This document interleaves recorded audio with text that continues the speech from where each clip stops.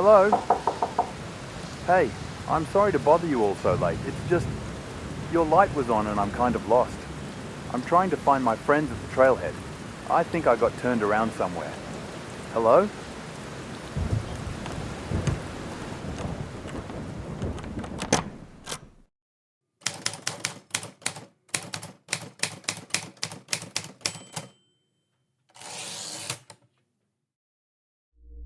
I used to love the outdoors. Camping, hiking, hunting, fishing, and the peace that it brought. However, now I'm terrified to spend any time in the woods. That thing I heard there, its voice still haunts my dreams. We decided on a weekend trip to the Mogollon Rim of northern Arizona. It was going to me, my girlfriend Allison, my friend Amanda and her husband Dave, and my sister Maria with her boyfriend Gabe. The day of the drive, we all packed into my SUV and began the hours-long journey up into the mountains.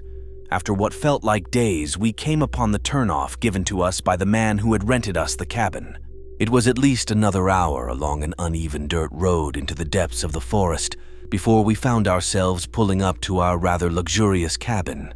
I couldn't hide my disappointment. I was hoping for something a little less modernized, maybe with natural plumbing or electricity. Maria and Gabe were thrilled, and the others seemed excited too.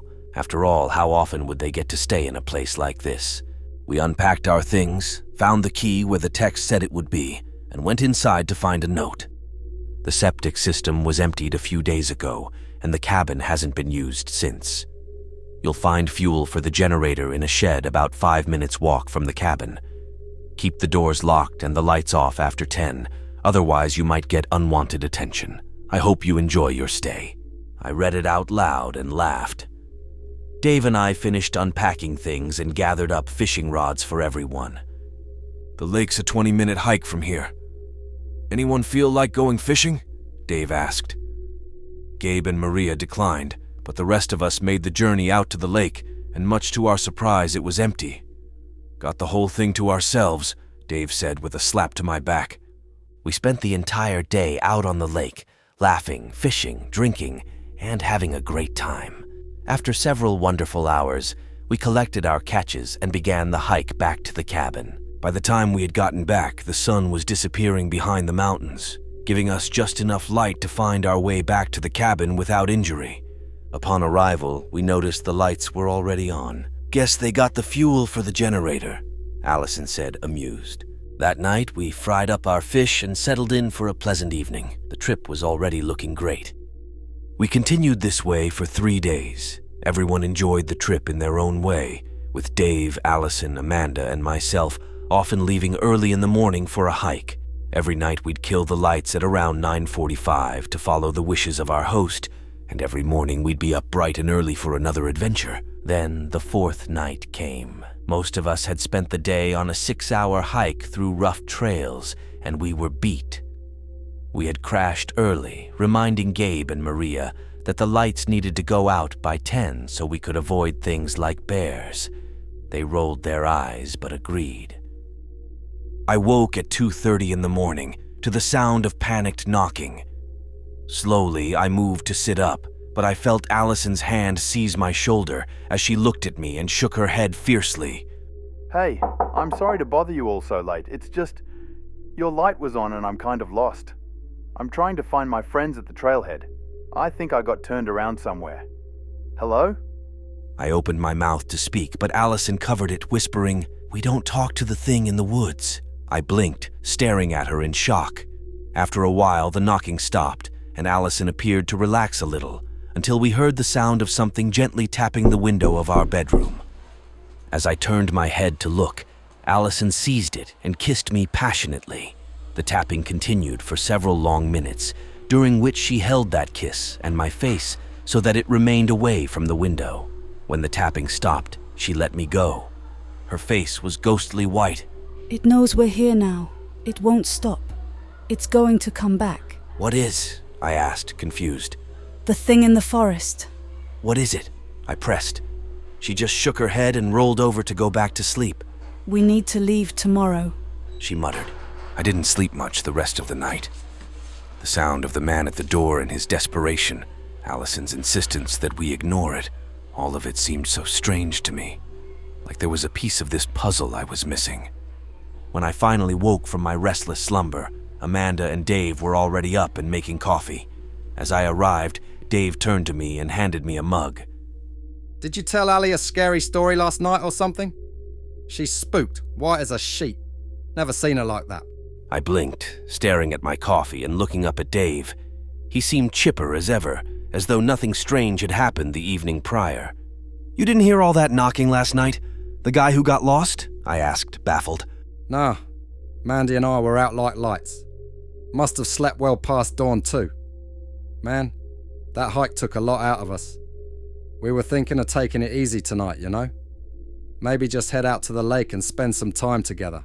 I nodded, looking back down at my cup. Allie said she wants to go home. "Well, that's no good," Amanda called from behind. "I just got done talking to her.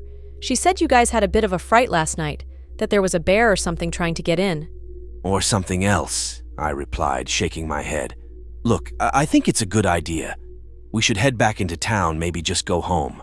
We paid a lot of money to stay here for a week, man. We've only stayed 4 nights. Can we at least stay one more so it feels like we gained something? I know you've got the car and all, but I think maybe Ali just got spooked. We shouldn't rush to leave. When I found Allison, she was still very shook, her eyes locked in the middle distance, staring deep into the tree line at something that wasn't there. She turned to face me, full on. No one wants to leave, do they? They all believe it's nothing, that I'm overreacting to a bear or something. I nodded, and she sighed dejectedly, finding a seat on one of the chairs on the porch. I'm not crazy, she said darkly. I've heard about this thing. My granddad used to tell me stories about the thing in the forest. They told me to never say anything to it, never acknowledge it or look at it, because if I did, it would take me away. It would take me away and steal everything about me. The way they told the stories, it was like they had seen something like that happen. Remember how I told you my dad died when I was young? That he was mauled by a bear? He wasn't. That thing got him. It got him and took everything that made my dad himself away. It left only what it didn't need. I blinked as she told me this story. How do you know that? How can you be sure it wasn't a bear or something? I pressed. Because I heard him. The night after the search teams found what was left of him. I heard my dad calling to us. We all did. And my grandpa held me close, saying we don't talk to the thing in the woods. We need to leave. We can't stay here. I sighed, nodding. How about I get us a motel back in town? It's only a 3-hour drive and I can come back for the others tomorrow. They won't be here tomorrow, don't you see? It's going to take them. They won't listen.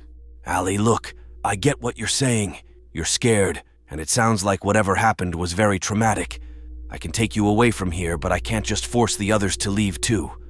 She nodded in defeat and looked to me. I'll stay tonight, but I want you to stay with me, and I want you to listen to everything I tell you. You have my word. We spent the day at the cabin. Allison spent time reinforcing the bedroom door with planks of wood, much to the amusement of everyone else.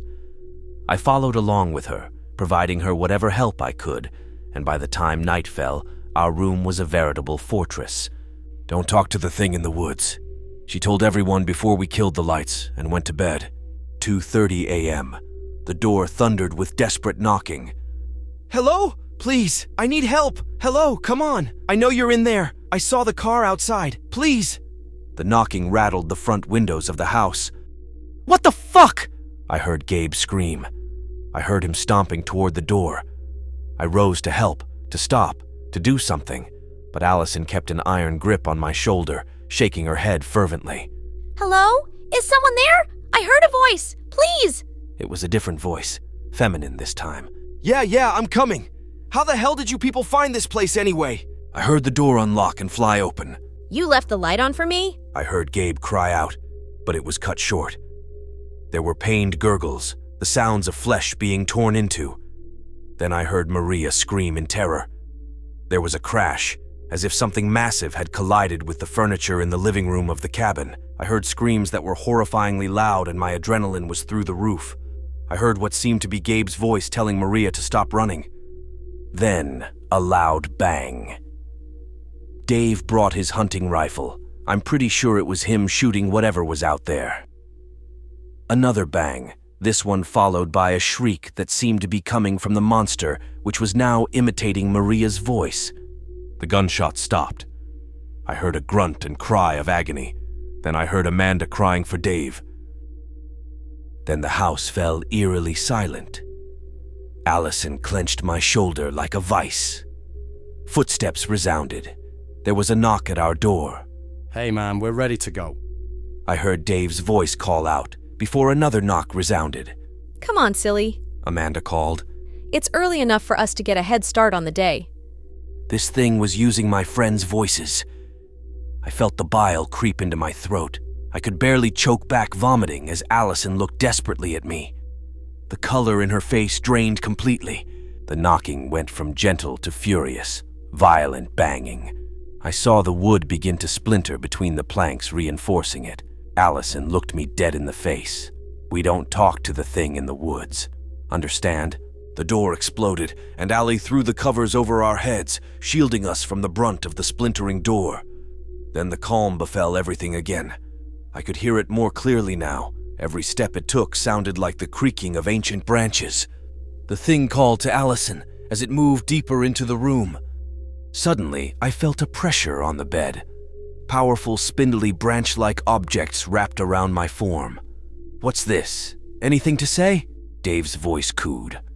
I felt a sharp, stinging pain in my thigh, and as I glanced down, what looked like a collection of gnarled branches woven together to form a claw was driving itself deep into my flesh. Allison's hand shot over my mouth. I wanted to scream out in agony, but I bit my tongue. I bit so hard, the iron taste of blood flooded my senses. The world was spinning. The pain was excruciating. No crying, no pain. Something raked across my back. My eyes bulged as I felt warmth trickled from my back and begin to cool on the sheets beneath me. "Aw, that's no fun," Gabe cried out. And then I heard something else.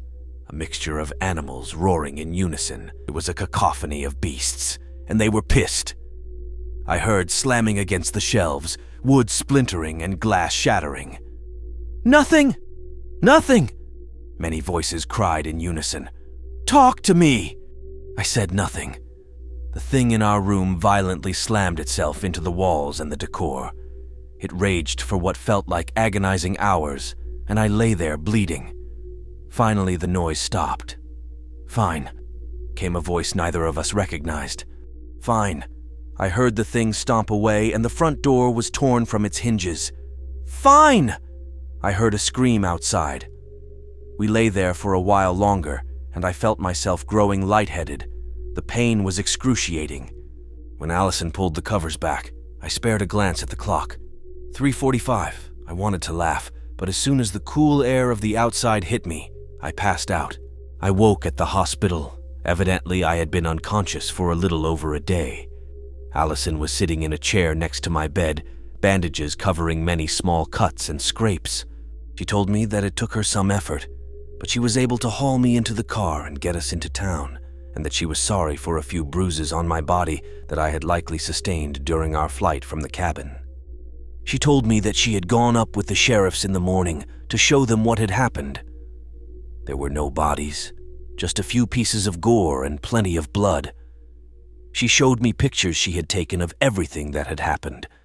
The cabin was wrecked. The floors, the shelves, the furniture, everything was destroyed. It looked like she tried to avoid it, but I saw the streaks of where my friends had died too. It has been 2 years.